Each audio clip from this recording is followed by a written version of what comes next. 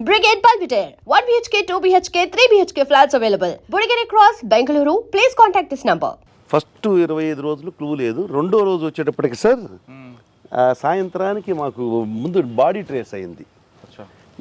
Any case body trace అయితే సగం trace అయినట్టే. అతను చనిపోయిన ఆమె నా పేరు నారాయణమ్మ అనుకుంటా పేరు, వాళ్ళ అతని పేరు నారాయణ, నాకు సరిగ్గా గుర్తులేదు. అతను ఒక మాట చెప్పాడు, సార్ మా అక్కయ్య చేసి ఉంటారు సార్ ఈ మర్డరు అని. వాళ్ళు కూడా వచ్చున్నారు ఆ రోజుకి. వాళ్ళ అక్క దగ్గర నుంచే ఆవిడ బయలుదేరింది, మర్డర్ అయ్యింది. ఇది మా అక్కయ్య చేసి ఉంటుంది సార్. మీ రేప్ అండ్ మర్డర్ కదా? Rape and murder. మాకు అసలు అర్థం కాల. ఆయన ఒక మాట చెప్పాడు నాకు. సీన్లో ఒక చిన్న కాగితం ముక్క దొరికింది సార్. ఆ కాగితం ముక్క మీద ఫోన్ నెంబర్ ఉంది. నేను ఆ కాగితం ముక్క కూడా సీజ్ చేశాను. మా వాళ్ళందరూ ఉండి అదేదో గాలి కొట్టుకొచ్చుంటుంది సార్ అని చెప్పాను. అంటే లేదు సీన్లో ప్రతిదీ మనకు అవసరమే అని చెప్పేసి తీసుకున్నాం. ఆ ఫోన్ నెంబర్ చూస్తే కాజీపేట వచ్చింది, ఇక్కడ కడప. కాజీపేటలో వాళ్ళని ఎమ్మటే సిడిఆర్స్ తెప్పిస్తే వాళ్ళ లొకేషన్ ఇక్కడే ఉంది. సో వాళ్ళు కాదు, రూల్ అవుట్. ఇక మాకు క్లూ లేదు. వాడేమో 24 గంటలు మక్కే చేసింది సార్ అంటున్నాడు. నేను ఎలా ఫిక్సప్ చేయాలి? వాళ్ళు డైలీ వస్తున్నారు, మాతో మాట్లాడుతున్నారు. ఇక నేను సెల్ టవర్స్ తీసి, సెల్ టవర్స్ లొకేషన్స్ మొత్తం తీసి, ఆమె ఎక్కడి నుంచి వచ్చిందో అక్కడ వరకు తీసి, అప్పట్లో సెల్ నాలెడ్జ్ తక్కువే సార్, మేము కొద్దిగా నాకు తక్కువే, బట్ నేను పక్కనున్న వాళ్ళ హెల్ప్ తీసుకొని దాన్ని తీసి దాదాపు 70,000 ఫోన్లకి చేసి ఉంటాను సార్. ఫోన్లు అంటే ఒక టీంని పెట్టి, మీరు పలానా రోజు ఇటు వచ్చారంటే నేనే ఒకరితో మాట్లాడా. వాడు కాజీపేట అన్నాడు. మీరు ఎక్కడంటే కాజీపేట అంటే, మీరేమన్నా ఇటు వచ్చారంటే లేదు సార్, నేను కొండకు పోయేవాడిని సార్ అన్నాడు. అని పెట్టేశాడు. ఈ సెల్ టవర్లోంచి తీసిన తర్వాత మెయిన్ ఎవరు ఆ రూట్లో ఎవరు వచ్చారని చూస్తే వాళ్ళలో ఒకటి కాజీపేట వచ్చింది.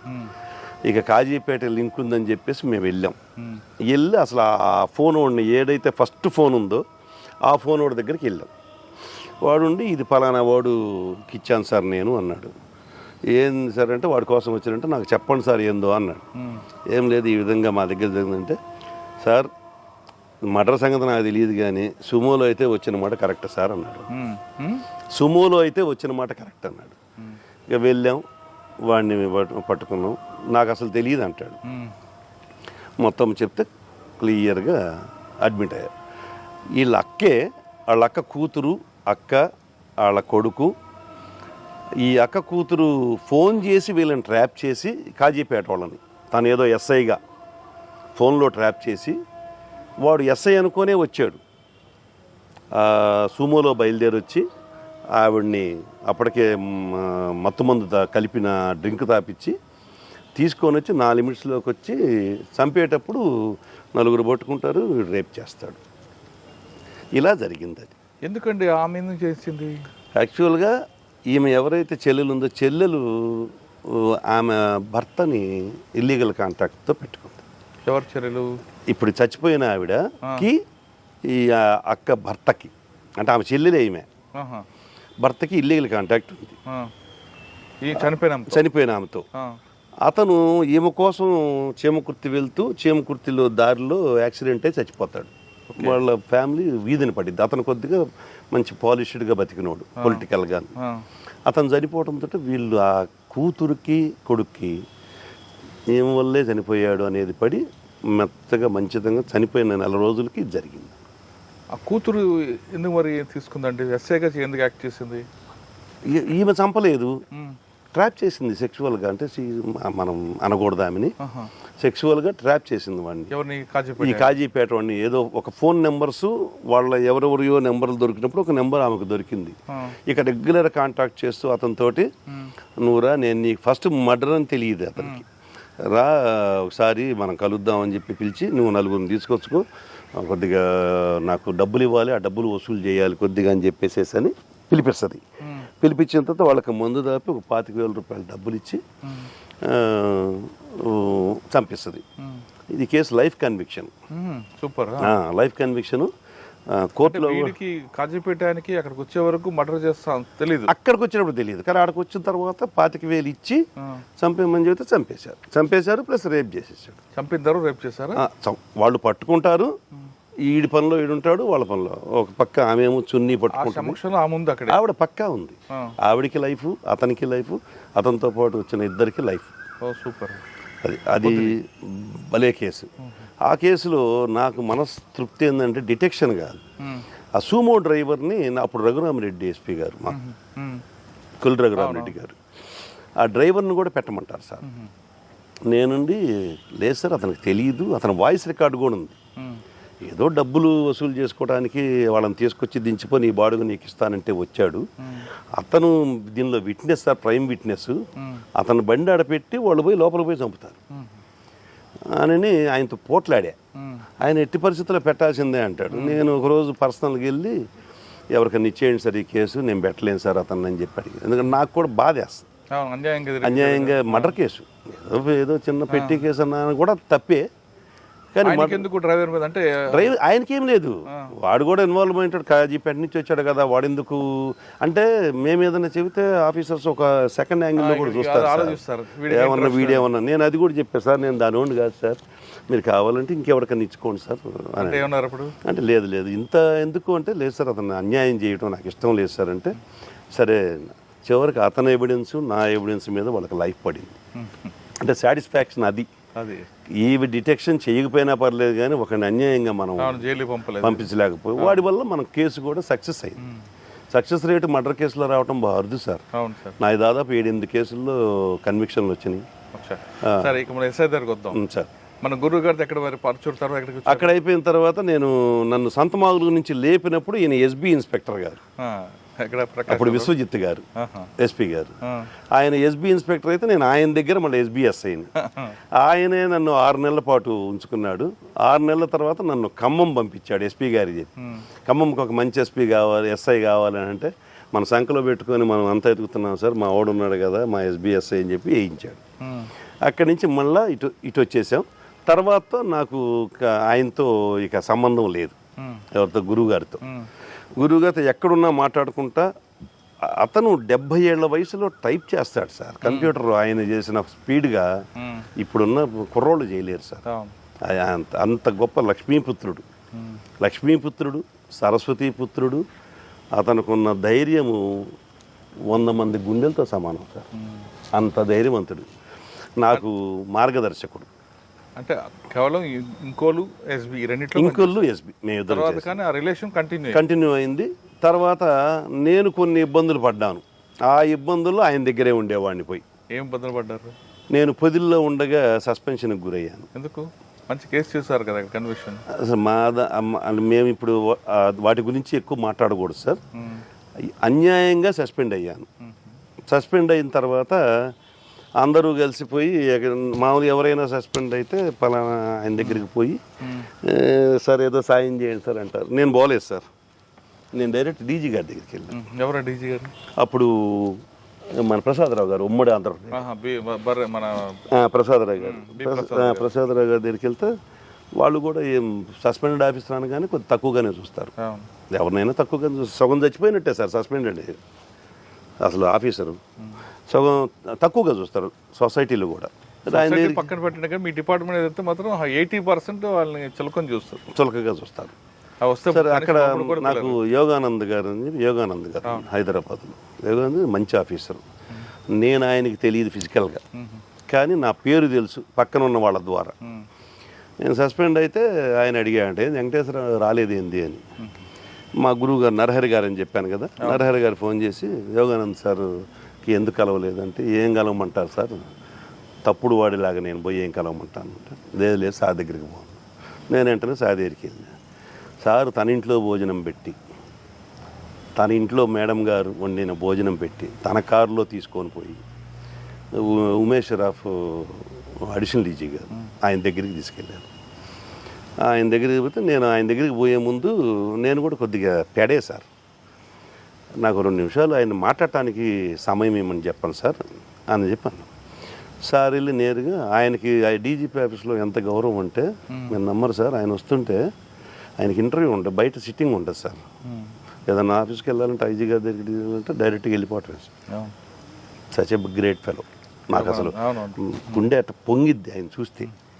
సరే నేను డైరెక్ట్గా తీసుకెళ్ళాడు. ఏం లేదు సార్, నాకు తెలిసిన ఆఫీసరు, మంచి ఆఫీసరు, ఒక 2 minutes మీతో మాట్లాడటానికి పర్మిషన్ ఇవ్వమన్నాడు, మీరు ఏం సాయం చేయకపోయినా పర్లేదంట. సరే చెప్తే నేను ఒక 3 కాగితాలు తీసి ఆయన ఎదురుగా పెట్టి ఇది చదవండి సార్ అన్న, అండర్లైన్ చేసినాయి. చెప్పవా ఏందో అన్నాడు ఆయన. లేదు సార్, మీరు నాకు టైం ఇచ్చారు, మీరు చదివితేనే అర్థమైంది సార్ చెప్పే కన్నా. 3 చూశాడు.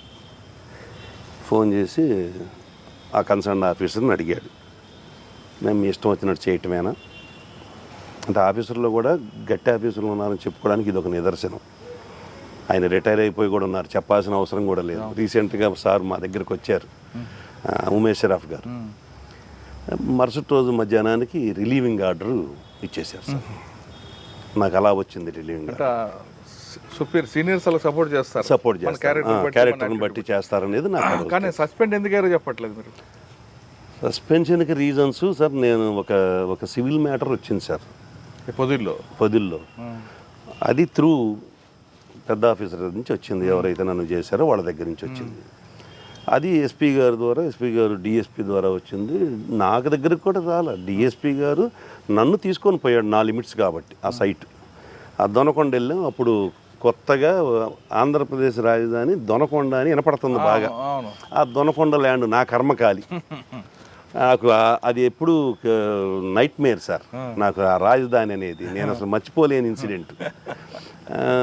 వెళ్ళాను. నేను ఎంఆర్ఓ ఆఫీస్లో పనిచేశాను కదా సార్.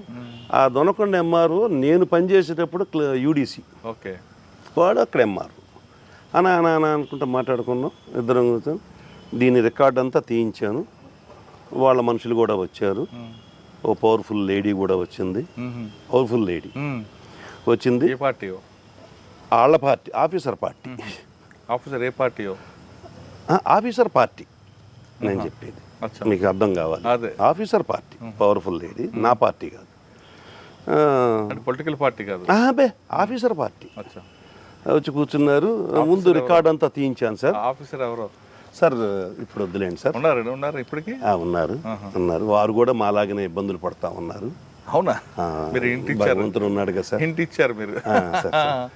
అదే ఇవన్నీ తీసిన తర్వాత రికార్డు తీస్తే ఆ 300 ఎకరం ఏదైతే సబ్జెక్టు డిస్ప్యూట్ ల్యాండ్ ఉందో అది గవర్నమెంట్ ల్యాండ్ అని జాయింట్ కలెక్టర్ గారు ఇచ్చిన తీర్పు ఉంది. ఆయన నుండి ఇది మీది ఎట్లా అయిద్దండి, ఇది మా ల్యాండ్ అయితే మీరు ఏదంటే కోర్టులో చూసుకోండి అన్నాడు. ఇదంతా కావటానికి కారణం నేను అనేది వాళ్ళ యొక్క ప్రిజంప్షన్. నేను అసలు అప్పటిదాకా ఎవరికి తెలియదు ఇది. ఈ ల్యాండ్ డీటెయిల్స్ రికార్డ్స్ అన్నీ నాకున్న తెలివితేటలు, నాకు అతి తెలివితేటలు అనేది నాకు అప్పుడు తెలిసింది సార్. అతి తెలివితేటలు వాడుకోకూడదని నన్ను అప్పుడప్పుడు కిషోర్ కుమార్ గారు సార్ అంటుంటారు, ఎస్ఐ ఉద్యోగం చేయమంటే సిఏ ఉద్యోగం చేస్తావు, సిఐ చేయమంటే డిఎస్పీ చేస్తావు అని అంటుంటారు sir. Because of my proactive. అంతే సార్. 2వ రోజుకి రిలీవింగ్ ఆర్డర్ వచ్చిందా? రిలీవింగ్ ఆర్డర్ కాదు సార్, నన్ను రమ్మన్నారు. వచ్చిన తర్వాత బండి హ్యాండ్ ఓవర్ చేయమన్నారు. బండి సిమ్ము. నేను దేనికైనా రెడీ సార్, నాకు ఎక్కడికైనా ఓకే, అసలు దానిలో నాకు ఇబ్బంది లేదు. ఎమ్మటే ఇచ్చేసాను, బండి పెట్టుకుని బండి వదిలేసి మళ్ళీ వెళ్ళిపోయాను. మళ్ళీ మరుసటి రోజు ఉదయం రమ్మన్నారు. వస్తూ 4 సార్లు ఫోన్ చేశారు. నాకు అప్పటికే అర్థమైంది, ఓహో నాకు ఏదో ప్రిపేర్ చేశారు. నాకు ఆల్రెడీ నైట్ తెలిసింది. పోలీసులు సీక్రసీ లేదు సార్, అడిగినోడికి అడగనోడికి ఇద్దరికి చెప్తారు మా వాళ్ళు, కాబట్టి సీక్రసీ నిజం సార్.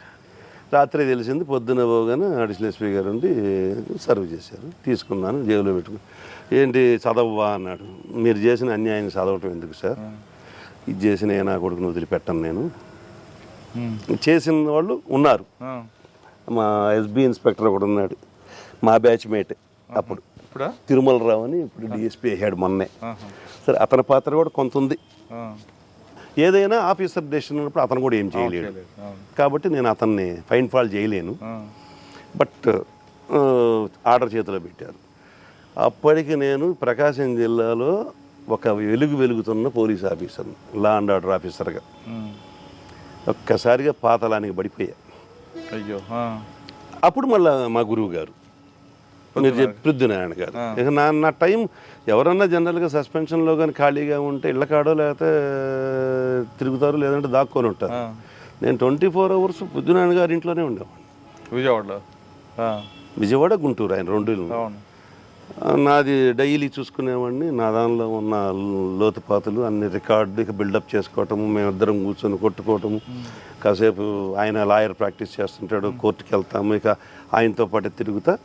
ఆయన కోర్టుకు వచ్చిన టైంలో నిందితుడిని పట్టుకోవడానికి పరిగెత్తినప్పుడు కాలు ఇరిగింది. నేను ఉన్నాను సార్. ఏం జరిగింది ఆ రోజు ఇతను కానిస్టేబుల్ పట్టుకొని పోతుంటే వాడు వదిలించుకొని పోతుంటాడు. ఈయన ఎదురుగున్నాడు, కనపడుతుంది వాడు రావటం. జస్ట్ ఎవరు కాలు ఇట్ట అన్నాడు, ఈయన పడ్డాడు. 2 నెలలు బొమ్మలు పడ్డాడు. నాకెందుకు వెంకటేశ్వరరావు ఈ వయసులో అంటే, లేదు సార్ మీలో పోలీసు ఉన్నాడు, అందుకే పోలీస్ ఆఫీసర్ చనిపోయేంత వరకు పోలీస్